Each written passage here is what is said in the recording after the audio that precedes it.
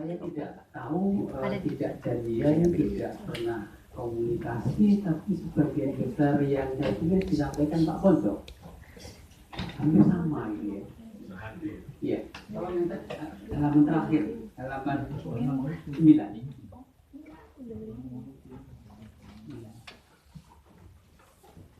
Ya. Bapak Ibu, bulan tahun lalu saya diundang ke Singapura selama 5 hari, Senin sampai Jumat, untuk menunjukkan buku ini. Kata teman-teman Singapura, buku ini hasil kajian mereka karena mereka merasa khawatir dengan pendidikannya.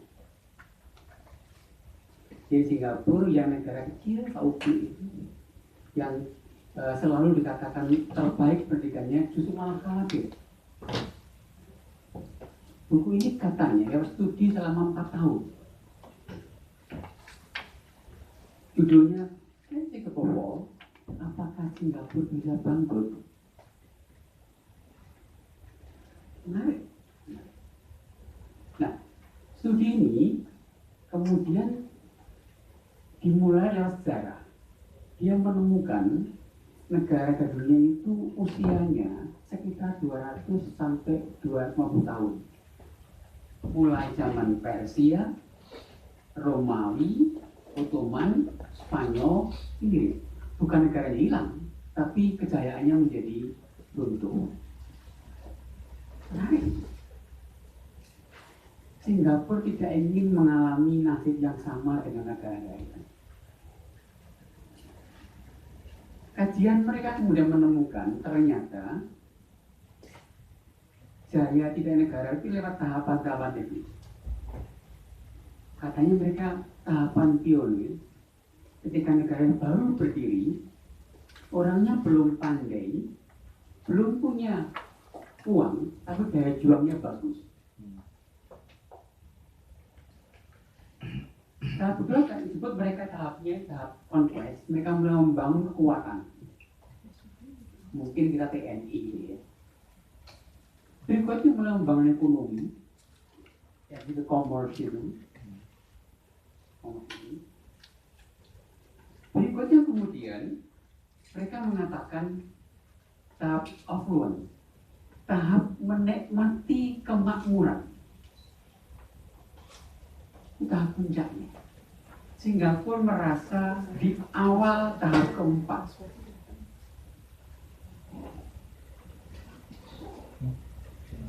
Tahap kelima, kemudian mereka merasa sudah kaya, tidak perlu kerja keras. Teman-teman lihat, datanglah ke MIT. Sebenarnya saya kayak tahun 16. Ya, MIT itu orang bulenya paling ya sepertiga nggak ada. Di College of Engineering di Irving, tempat anak-anak saya itu bekerja itu 2 orang aja budi. Di atas 36. Tampaknya sekolah pun tidak mau sekolah yang berat-berat. Itulah tahap pertama. Kemudian mulai dari tahap dekadens, kemudian dekline. Nah, teman-teman Singapura mengundang saya mewakili Indonesia 2 orang, dari Malaysia juga 2 orang, ingat saya uang 14 ini. Itu yang disebut apakah bisa membuat pendidikan, mendesain pendidikan, walaupun orang tuanya kaya, tetapi anak itu punya fighting spirit yang bagus. Jawabannya belum ketemu. Kalau forum yang menemukan dengan gembira akan mengantar ke Singapura, ini loh yang bisa dilakukan. Di Singapura yang negara semacam itu pun risau, sangat risau. Jangan-jangan dia mengalami seperti Persia, seperti Romawi, seperti Spanyol, seperti Inggris yang kemudian dia akan deklarasi.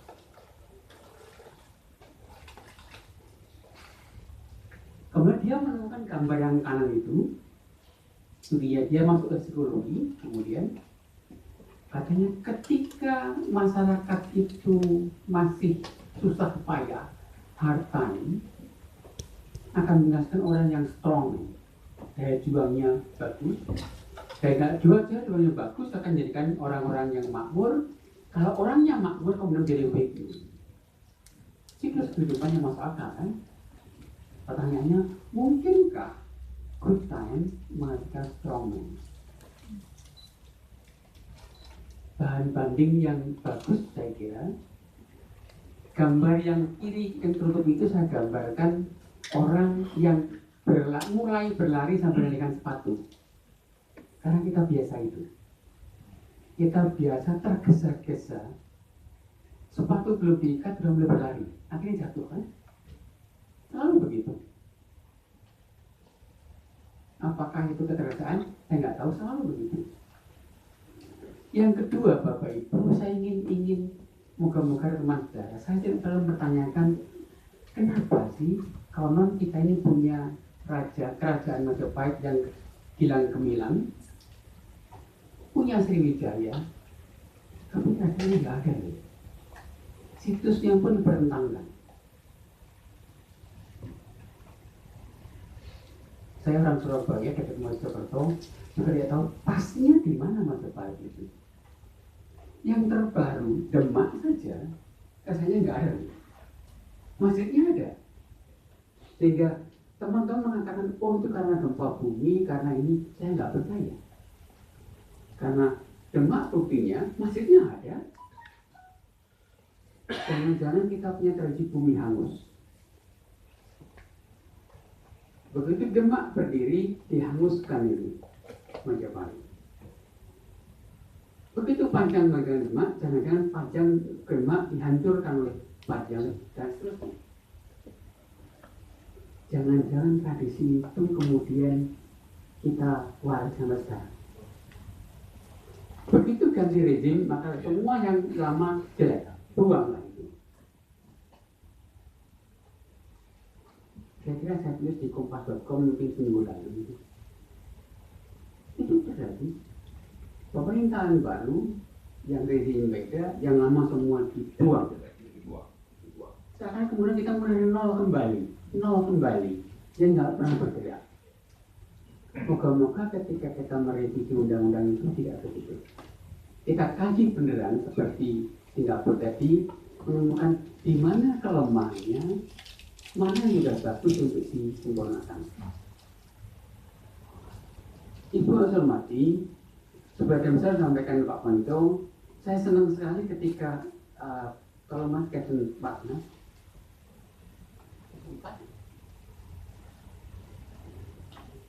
saya melakukan studi dalam ini hampir 2 tahun dengan teman-teman di Jepang, menemukan tahun 14 itu, kira-kira 5 tahun lalu, 6 tahun lalu, Captain Partner. Ya. Itu yang tadi disebut Ponco, saya senang sekali sama nih. Jadi saya menemukan sebenarnya ke depan, ketika era disruption semacam ini, ada dua kemampuan dasar yang diperlukan, yang saya sebut solving problem creatively. Teman-teman Jepang lebih menggunakan kata solving problems that are not exist now using technology that is not invented yet. Itu teman Jepang menggunakan istilah itu. Jadi kemampuan menyelesaikan masalah yang masalahnya belum ada, menggunakan teknologi yang sekarang juga belum ada. Jadi kemampuan berlogika tadi Mas Bambang, kemampuan bernalar dengan baik, yang orang sekarang nyebut kata 4C, 6C istilahnya. Tapi itu sebenarnya kemampuan dasar yang diperlukan walaupun dia sendirian, tapi dia tidak bisa sendiri. Makanya kedua, yang bahasa itu living or working together in a harmony. Yang orang Jepang mengatakan cross culture collaboration. Dua itu. Saya menambahkan di bawah, saya kira buku sekarang, bukunya Angela, yang mengatakan bahwa great itu bahasa saya barangkali tangguh gitu ya. Itu is a key of success in uncertain age. Ya. Nah, usul saya kemudian hal-hal semacam itu yang dipertimbangkan dalam kurikulum kita. Saya baca agak berulang-ulang bukunya Ki Hajar yang kalimatnya sangat indah, sangat indah. Pendidikan itu menyiapkan manusia merdeka yang berguna bagi masyarakat, nusa, dan bangsa. Bukankah itu sama dengan yang tadi?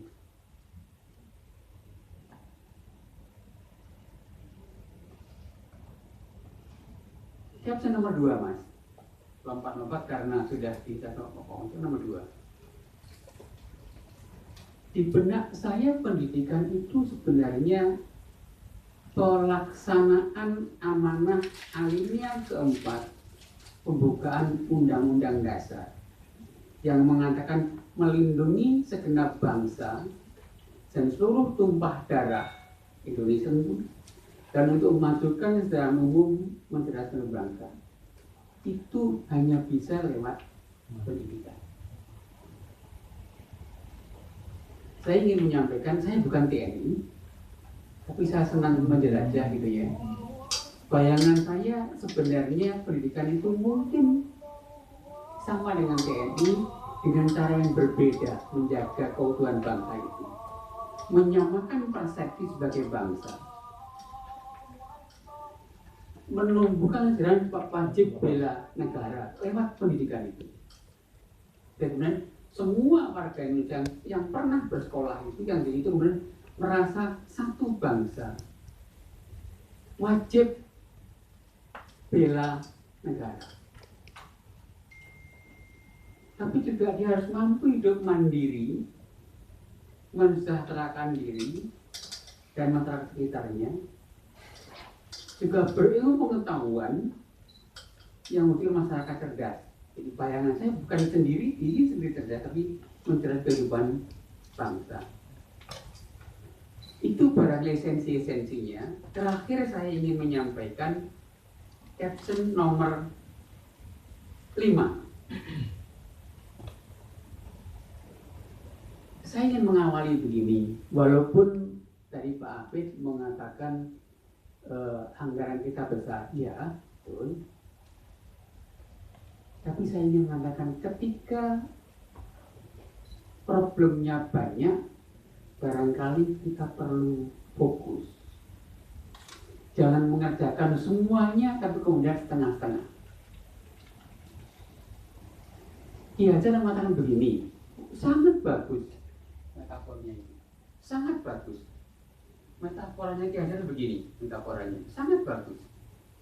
Kadang-kadang saya merenung Ki Hajar itu kan dokter drop out kan? Saya tidak tahu di mana beliau sekolah pendidikan. Tapi kalau kita baca bukunya itu rasanya kok melampaui zamannya. Definisinya Ki Hajar yang dibuat tahun 30 kalau nggak salah sebenarnya ulang tahun itu tepat sama dengan takrumnya belum tepat sama. Bahkan anak kalimatnya yang lebih indah, ketiganya tidak boleh dipisahkan demi kesempurnaan anak kita. Ini belum nggak punya. Nggak punya. Nah, Ki Hajar menggambar gini, murid itu diibaratkan sebagai tanaman, sedangkan guru itu petani yang memelihara, menyirami, memupuk, menyiami dengan tekun dan sungguh-sungguh berharap tanamannya tumbuh dengan subur, berbunga dan berbuah. Sangat indah. Nah, kalau itu digunakan berarti kan petaninya harus tahu karakteristik tanamannya, kapan perlu dipupuk, kapan perlu disiram. Nah, ada studi, kalau mau baca bukunya David Sousa, yang David Sousa sebenarnya guru kimia, tapi kemudian ambil PhD di psikologi, yang pelajari bukunya bagus sekali, bukunya How Brain Learn. Dia menemukan kemudian ternyata otak itu lewat 5 tahun sudah hampir nggak tumbuh secara fisik. karena sudah 90%. Intelektual orang itu katanya akan maksimal sekitar 8 sampai 12 tahun. Tapi itu data, bukan aku butuh data bukunya. Kalau itu kita gunakan, berarti tampaknya kita agak lupa selama ini untuk perhatikan anak-anak SD ke bawah. Kalau kita ingin punya generasi yang cerdas, karena pertumbuhan otak di usia-usia itu. Jadi usul saya barangkali di undang-undang ini tolong mendapatkan perhatian, mungkin mulai parenting, mungkin ketika anak belum sekolah, mungkin playgroup PAUD dan SD. Jujur saya ingin bercerita, ketika saya direktur saya gagal meyakinkan kolega saya untuk memasukkan satu mata kuliah general yang bisa materi menyiapkan orang menjadi ibu bapak yang tahu how to educate their kids.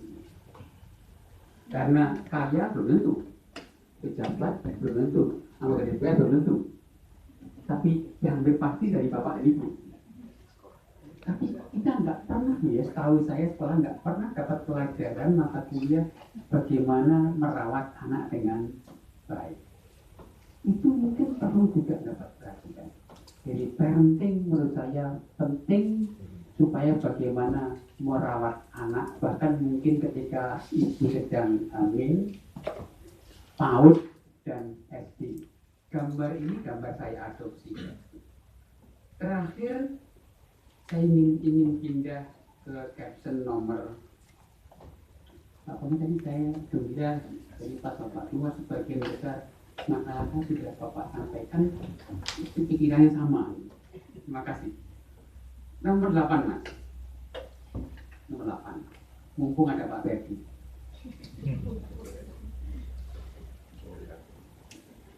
Studinya Morshed dan Barber itu menemukan anak biasa normal dididik oleh guru yang baik dan jelek itu deviasinya 53.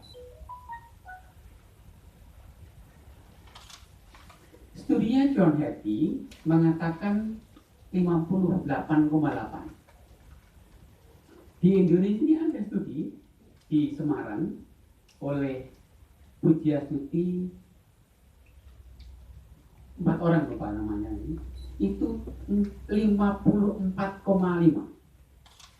Artinya apa? Sebenarnya separuh hasil belajar itu kontribusinya guru.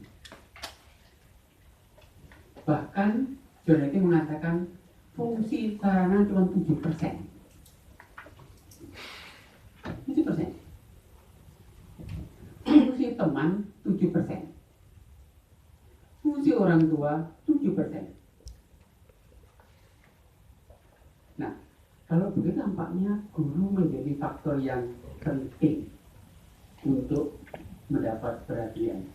Pak Afid, saya setuju dengan data penjaringan tadi. Kita sebenarnya rasio guru kita kelebihan, tapi distribusi kita yang tidak baik. Persis seperti distribusi kekayaan. Yang 6 orang punya sekian besar, yang lain. Saya suka ke daerah, saya waktu direktur buka ke SM3 di ujung-ujung Mas Ferdi, saya menjumpai masih banyak SD negeri yang gurunya cuma 1. Bahkan saya menemukan sebuah SD negeri di Maluku Barat tidak punya guru 1 pun negeri. Untung ada Pak Pendeta di sana yang mau banyak sekolah itu. Nah, tampaknya mengupayakan agar setiap sekolah punya guru yang cukup itu menjadi salah satu perhatian kita. Tentu carikan cara. Saya pernah menghitung tentu hitungan proksi ini ya. Guru kita ini sebenarnya kelebihan secara nasional. Mestinya nggak sampai 3,3, mungkin 2,7 lah rasio yang masuk akal. kalau semuanya, sehingga kalau itu dianggap kemudian normal pengganti pensiun paling banter 50.000 per tahun, 60.000 per tahun. Kalau kemudian itu bisa diatur semacam ikatan dinas, saya mengatakan begini, kalau IPDN bisa, TNI bisa, apakah guru nggak bisa ya? Guru itu kan oleh Dikbud, digunakan oleh Dikbud. Bisa dihitung dan tahu di mana tempat yang memerlukan, di mana yang kelebihan. Anggaplah misalkan 50.000, kemudian anggaplah setahun PP sekarang PP kan tahun 40 juta, hanya 2 triliun tahun, hanya 0,4% kali 0,4% dari anggaran sektor pendidikan yang 500 triliun. Persoalannya, adakah political will untuk itu? Untuk memastikan ada guru yang baru, yang baik di divisi. Bapak Ibu saya hormati, saya pernah mencoba mentris apakah ikatan dinas itu bisa mendapat guru yang baik. Tahu saya Pak Rago Joni almarhum, Pak Tilaar almarhum, Pak Fuad Hasan almarhum, Pak Sudiarto almarhum, yang masih itu Bu Ana temannya Pak Afid itu adalah guru-guru ikatan dinas.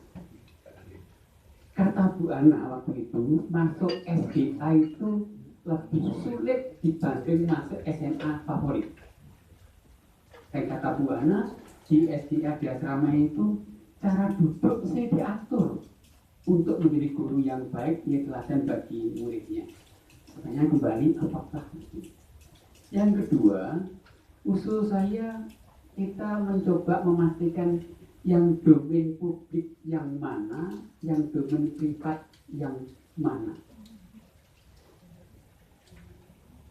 Kita bisa belajar dari Korea Selatan. Korea itu merdekanya hampir sama dengan kita, dan dia pernah perang sudah merdeka, tapi toh dia jauh. Kalau kita belajar sejarahnya Korea, pendidikannya itu di awal itu pendidikan tinggi itu ditutup mata, lepaskan.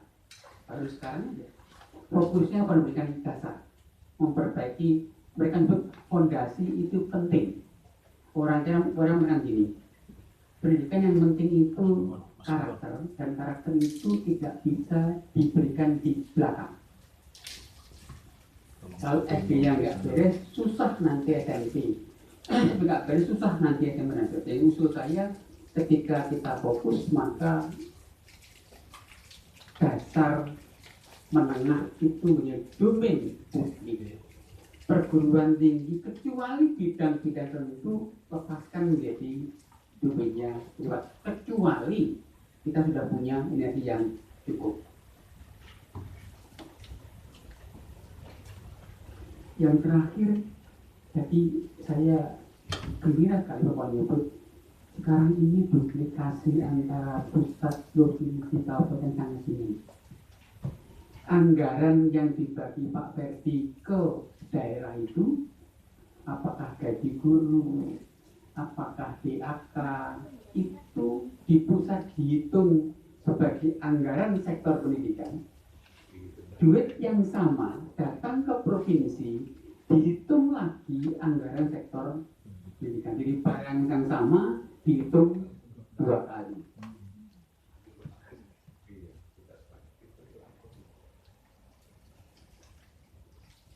Terakhir saya ingin menyampaikan, ketika saya diundang oleh teman-teman Dikbud untuk membaca naskah akademiknya, saya kecewa. Sepertinya nggak serius untuk membuat naskah akademik. Sehingga saya gembira usul monggo dijejeri oleh Yayasan Suluh Nusantara Bakti itu, supaya nanti pada akhirnya dapatkan naskah akademik yang kokoh untuk dasar melahirkan undang-undang yang baik. Terima kasih kurang lebih yang mohon dimaafkan. Assalamualaikum warahmatullahi wabarakatuh.